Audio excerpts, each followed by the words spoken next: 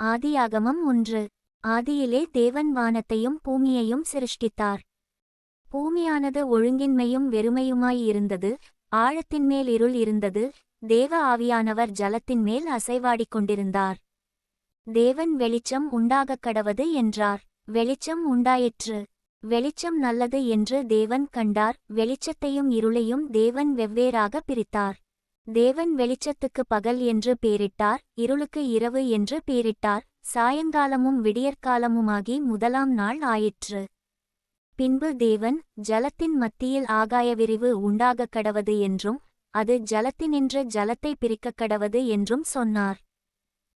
தேவன் ஆகாயவிரிவை உண்டுபண்ணி ஆகாயவிரிவுக்கு கீழே இருக்கிற ஜலத்திற்கும் ஆகாயவிரிவுக்கு மேலே இருக்கிற ஜலத்திற்கும் பிரிவுண்டாக்கினார். அது அப்படியே ஆயிற்று. தேவன் ஆகாயவிரிவுக்கு வானம் என்று பேரிட்டார். சாயங்காலமும் விடியற்காலமுமாகி இரண்டாம் நாள் ஆயிற்று. பின்பு தேவன் வானத்தின் கீழே இருக்கிற ஜலம் ஓரிடத்தில் சேரவும் வெட்டாந்தரை காணப்படவும் கடவது என்றார். அது அப்படியே ஆயிற்று. தேவன் வெட்டாந்தரைக்கு பூமி என்றும் சேர்ந்த ஜலத்திற்குச் சமுத்திரம் என்றும் பேரிட்டார். தேவன் அது நல்லது என்று கண்டார்.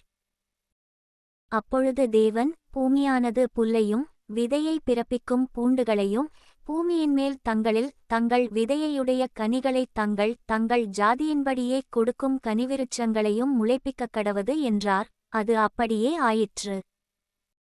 பூமியானது புல்லையும் தங்கள் ஜாதியின்படியே விதையை பிறப்பிக்கும் பூண்டுகளையும் தங்கள் ஜாதியின்படியே தங்கள் விதையையுடைய கனிகளை கொடுக்கும் விருட்சங்களையும் முளைப்பித்தது. தேவன் அது நல்லது என்று கண்டார். சாயங்காலமும் விடியற்காலமுமாகி மூன்றாம் நாள் ஆயிற்று. பின்பு தேவன் பகலுக்கும் இரவுக்கும் வித்தியாசம் உண்டாகத்தக்கதாக வானம் என்கிற ஆகாய விரிவிலே சுடர்கள் உண்டாகக்கடவது.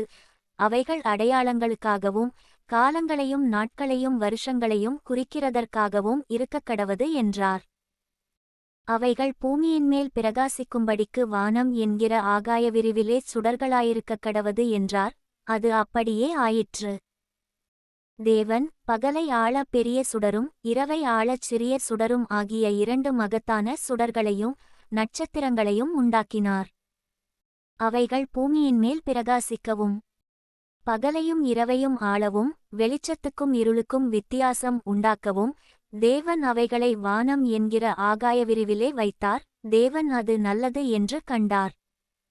சாயங்காலமும் விடியற்காலமுமாகி நாலாம் நாள் ஆயிற்று. பின்பு தேவன் நீந்தும் ஜீவஜந்துக்களையும் பூமியின்மேல் வானம் என்கிற ஆகாய விரிவிலே பறக்கும் பறவைகளையும் ஜலமானது திரளாய் ஜனிப்பிக்கக்கடவது என்றார். தேவன் மகா மச்சங்களையும் ஜலத்தில் தங்கள் ஜாதியின்படியே திரளாய் ஜனிப்பிக்கப்பட்ட சகலவித நீர் வாழும் ஜந்துக்களையும் சிறகுள்ள ஜாதியான சகலவித பட்சிகளையும் சிருஷ்டித்தார். தேவன் அது நல்லது என்று கண்டார். தேவன் அவைகளை ஆசீர்வதித்து நீங்கள் பலுகி பெருகி சமுத்திர ஜலத்தை நிரப்புங்கள் என்றும் பறவைகள் பூமியில் பெருகக்கடவது என்றும் சொன்னார். சாயங்காலமும் விடியற்காலமுமாகி ஐந்தாம் நாள் ஆயிற்று. பின்பு தேவன் பூமியானது ஜாதியான ஜீவஜந்துக்களாகிய நாட்டு மிருகங்களையும் ஊரும் பிராணிகளையும் காட்டு மிருகங்களையும் ஜாதியாக பிறப்பிக்கக்கடவது என்றார். அது அப்படியே ஆயிற்று. தேவன் பூமியிலுள்ள ஜாதியான காட்டுமிருகங்களையும் ஜாதியான நாட்டு மிருகங்களையும் பூமியில் ஊரும் பிராணிகள் எல்லாவற்றையும் உண்டாக்கினார். தேவன் அது நல்லது என்று கண்டார். பின்பு தேவன் நமது சாயலாகவும் நமது ரூபத்தின்படியேயும் மனுஷனை உண்டாக்குவோமாக. அவர்கள் சமுத்திரத்தின் மச்சங்களையும் ஆகாயத்து பறவைகளையும் மிருகஜீவன்களையும் பூமியனைத்தையும் பூமியின்மேல் ஊரும் சகல பிராணிகளையும் ஆளக்கடவர்கள் என்றார்.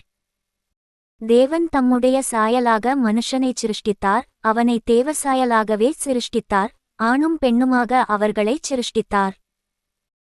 பின்பு தேவன் அவர்களை நோக்கி நீங்கள் பலுகி பெருகி பூமியை நிரப்பி அதைக் கீழ்ப்படுத்தி சமுத்திரத்தின் மச்சங்களையும் ஆகாயத்து பறவைகளையும் பூமியின்மேல் நடமாடுகிற சகல ஜீவஜந்துக்களையும் ஆண்டுகொள்ளுங்கள் என்று சொல்லி தேவன் அவர்களை ஆசீர்வதித்தார். பின்னும் தேவன் இதோ பூமியின்மேல் எங்கும் விதைதரும் சகலவித பூண்டுகளையும் விதை தரும் கனிமரங்களாகிய சகலவித விருட்சங்களையும் உங்களுக்கு கொடுத்தேன், அவைகள் உங்களுக்கு ஆகாரமாயிருக்கக் கடவது.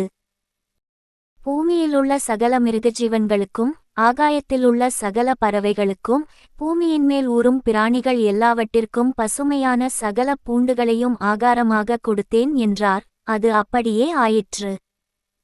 அப்பொழுது தேவன் தாம் உண்டாக்கின எல்லாவற்றையும் பார்த்தார், அது மிகவும் நன்றாயிருந்தது. சாயங்காலமும் விடியற்காலமுமாகி 6ஆம் நாள் ஆயிற்று.